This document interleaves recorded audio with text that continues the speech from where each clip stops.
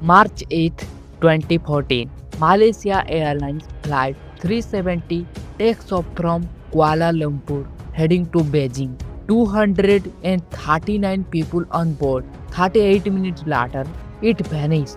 No mayday call, no wreckage, no trace. It is now 2026, 12 years later, and they are still searching for it. It was a Boeing 777, a routine red eyes family going home, businessmen, a group of Chinese returning from an exhibition. At 1:19 a.m., the co-pilot says, "Good night, Malaysian 370 to air traffic control." It is the last thing anyone ever hear from the cockpit. 2 minutes later, the plane transponder, the device that tell the world exactly where it is, goes dark. And then the plane does something no one expected. Instead of continuing to Beijing, it turned around. For the next 7 hours, the plane keeps flying. Investigators know this because of something called handshake pings, automatic signals the plane sent every hour to a satellite, even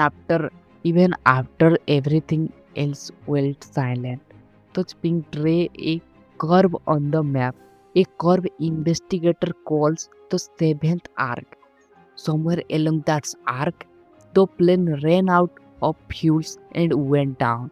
The problem that arc stretched across thousands of kilometers of the southern Indian Ocean, one of the most remote, most brutal stretches of water of Earth. What followed was the largest, most expensive search in aviation history. Ships, satellites, and search planes from over 25 countries combed the ocean.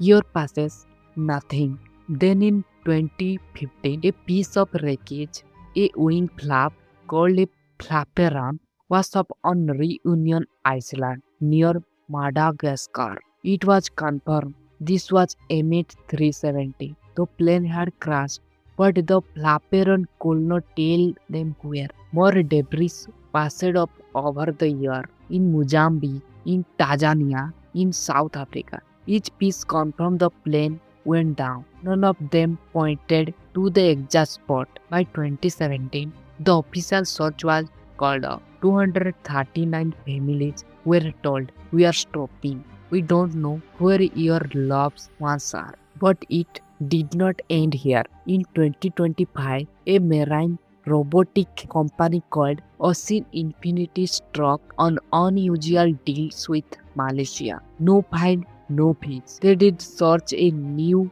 15,000 square kilometers peak using the best data available and get paid $70 million only if they actually found the plane. They used underwater drones capable of diving 6 kilometers down, mapping the sea floor in a way no one could in 2014. And there is something else. Scientists studying barnacles that grey on the old debris.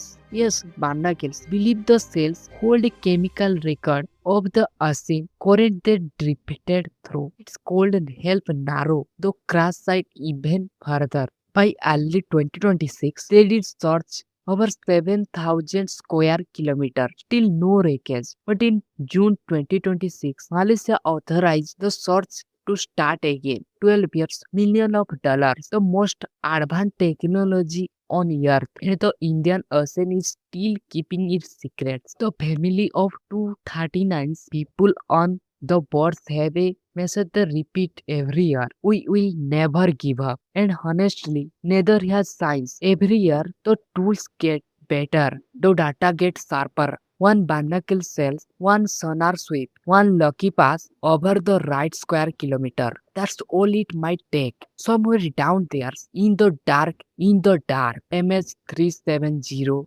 is still waiting to be found.